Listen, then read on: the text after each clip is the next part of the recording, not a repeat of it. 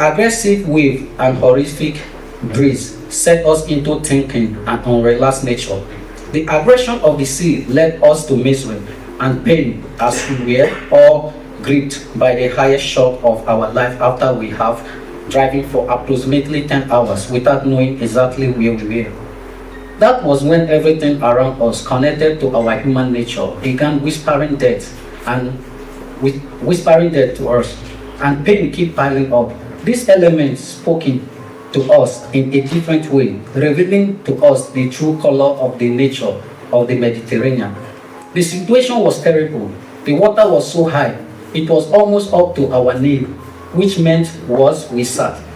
We were almost completely submerged, wave crashing in and wave, wave crashing in and out, and many of us were holding onto the edge of the boat.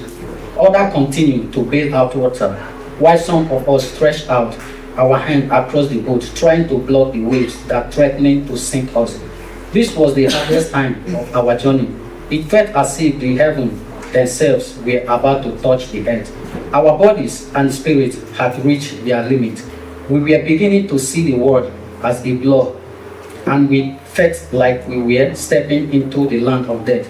The door that lands was wide open. Death was no longer a distant thought. It was right there with us, living alongside with us. We kept praying. We never stopped. Then suddenly we heard a sound of a helicopter. It had been nearly 24 hours since we have set out. Then we heard a voice shouting, "Help! Help! Help!" It was not far off. We kept shouting, our voice echoing as if they were coming from the deepest part of the sea. One of us with a small phone turned on the flashlight and began shouting louder.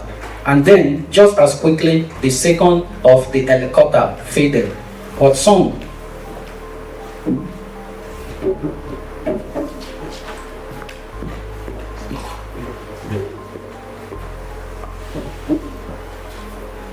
one of us with a small phone turned off the flashlight and began shouting louder.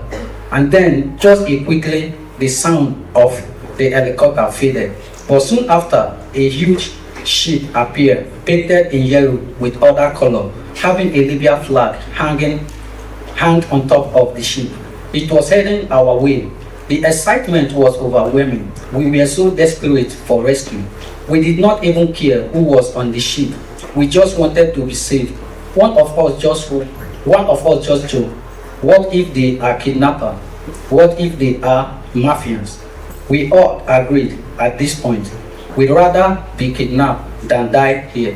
Then a voice came over as a loudspeaker. "We are here to rescue you." Oh my God, those words were the best news I have ever heard. I could not replace that moment with anything else in my life.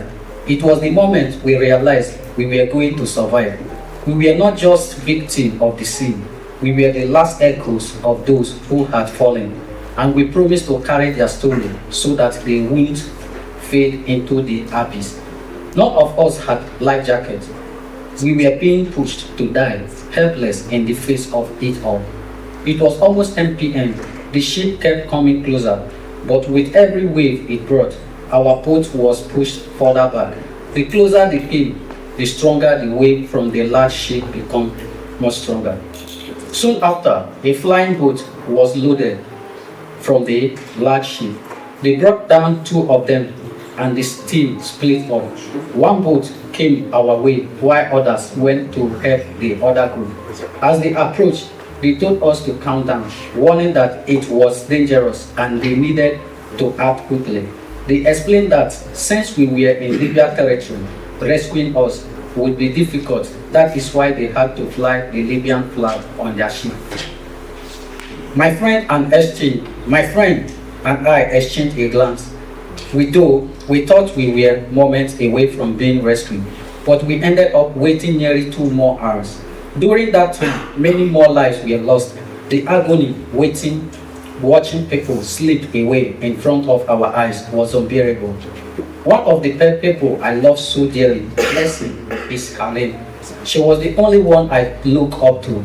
and still feel better during our stay in Libya ghetto and on the boat. She is incredible woman. Our relationship was cut short by the death. She was always so active, bailing out water from the boat. We had shared this traumatic journey together, and I love her deeply. As a friend, as a girlfriend, and as a companion. As the rescue ship drew nearer, she turned to me and said, Destiny, please help me. I am dying.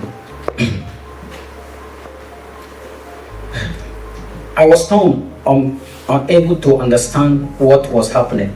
She looked at me, her lips turning white, her body cold and heavy. I am dying, Destiny, she whispered, help me. I tried to lift her, but she was too heavy, her body drained of life. She said, I am so happy for us, for you, and for me too, despite of my condition. We are going to be saved. That was her last word.